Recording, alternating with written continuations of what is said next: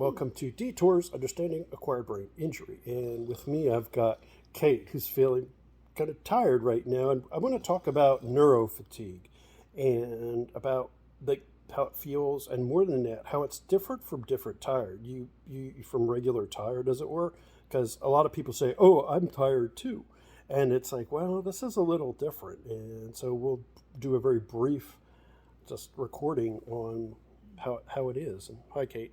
Yeah. So, just first of all, how does it how does neurofatigue feel for you? Well, it feels like you're exhausted, except your body isn't exhausted. Only your brain. It gets to feeling like you can't think, you can't do anything with your brain. Yesterday it was, and it really hit me bad today. My brain is just not functioning real well. Mark wanted to make this video, and I wasn't sure that I could think well enough to say anything logical, but I think I'm probably making a little bit of sense. But I feel like I could go to sleep, but my body isn't tired. It's weird. It's very strange. Neurofatigue tends to feel like you're not quite able to recharge. At least for me, and I find my symptoms get worse. I tend to show more of my brain injury symptoms. I'm really tired. I have trouble with word finding. Show more dysexecutive symptoms. Do you find that's the same for you? Mark,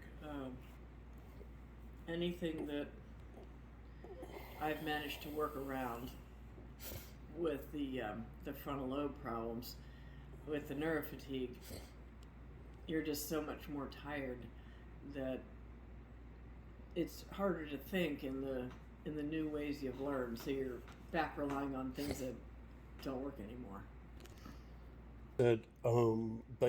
I definitely agree with as far as you don't feel tired in the body. It's like your brain just feels like completely sucked dry as far as and it's like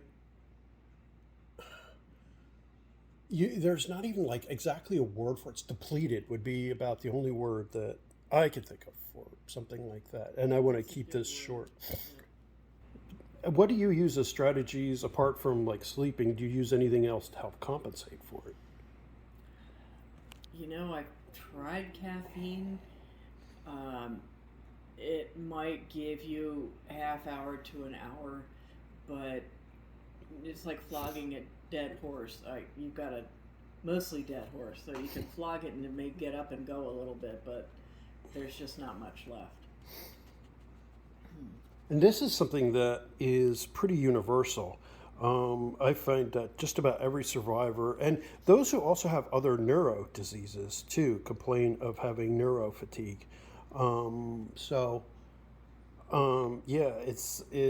so when they say they're tired, please understand it's not exactly the same as being tired in body or whatever. And it's just running hard mentally will drain you the same way. And so I just want to say thanks for sharing this. And this is something that an experienced survivor will know. But if your loved one is new at this, they definitely will be a bit confused as to neurofatigue.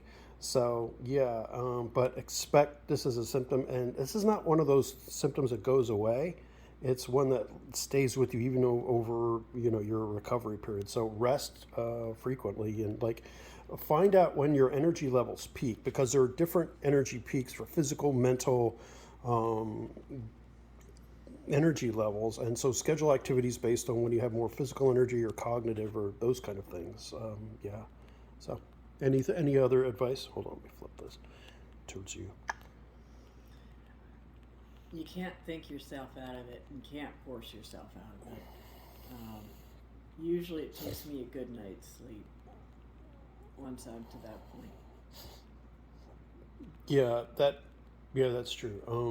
It's when you really have hit the dead batteries. And just like the spoon theory, it's we truly deplete ourselves completely. And it's there's really nothing, as they say, left. You can regain some energy if you're doing something maybe, or stave it off, but eventually it does take hold, and you're out of it. And so it's saying eventually you've got to call an audible on it, and you're just done. So, all right. So I'll say thanks, and actually, that's some good advice in there, despite feeling totally drained. So, all right. Please click like, subscribe, and don't forget the bell icon. And all right. So thanks.